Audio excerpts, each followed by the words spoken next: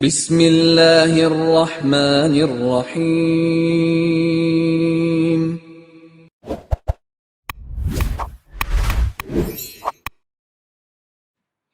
السلام علیکم ورحمۃ اللہ وبرکاتہ۔ الحمد للہ وکفی وسلام علی عبادہ الذین اصطفی، اما بعد۔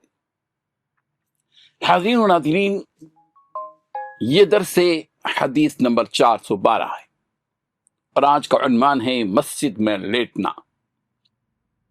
روایت سماعت فرمائیے، ترجمے کے بعد تشریح کی جائے گی۔ بسم اللہ الرحمن الرحیم۔ عن عباد بن تمیم عن امه انه رأى النبي صلى الله عليه وسلم مستلقيا في المسجد واضعا احدى رجليه على الاخرى، رواه الترمذی۔ حضرت عباد بن تمیم اپنے چچا سیدنا عبداللہ بن زید رضی اللہ عنہ سے روایت کرتے ہیں کہ انہوں نے رسول اللہ صلی اللہ علیہ وسلم کو مسجد میں دیکھا کہ آپ علیہ الصلوۃ والتسلیم چت لیٹے ہوئے تھے اور اپنے ایک پاؤں کو دوسرے پاؤں پر رکھے ہوئے تھے۔ بزرگان محترم، اس حدیث سے معلوم ہوتا ہے کہ رسول رحمت صلی اللہ علیہ وسلم عبادت کے ساتھ ساتھ انسانی فطری ضرورتوں کا بھی لحاظ فرماتے تھے۔ مسجد میں چت لیٹ جانا اور ایک پاؤں دوسرے پاؤں پر رکھ لینا اس بات کی دلیل ہے کہ مسجد محض کھڑے رہنے یا نماز پڑھنے کی جگہ ہی نہیں ہے، بلکہ سکون، آرام اور دینی مجالس کا مرکز بھی ہے، بشرطے کہ ادب اور وقار مجروح نہ ہو۔ یہ عمل اس بات کو بھی واضح کرتا ہے کہ یہ انداز نشست و آرام جائز ہے اور اس میں کوئی کراہت نہیں ہے، جبکہ سطر محفوظ ہو اور بے ادبی کا پہلو نہ نکلتا ہو۔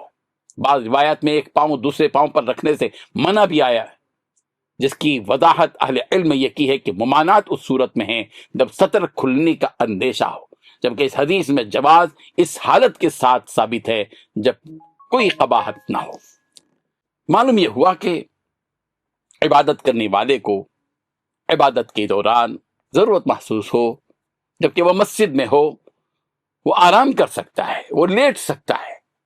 اور لیٹنے کی نوعیت کے بارے میں بھی بتا دیا گیا کہ پیارے پیغمبر صلی اللہ علیہ وسلم کا ایک پیر دوسرے پیر پر تھا اور چت لیٹے ہوئے تھے سرکار دو عالم صلی اللہ علیہ وسلم۔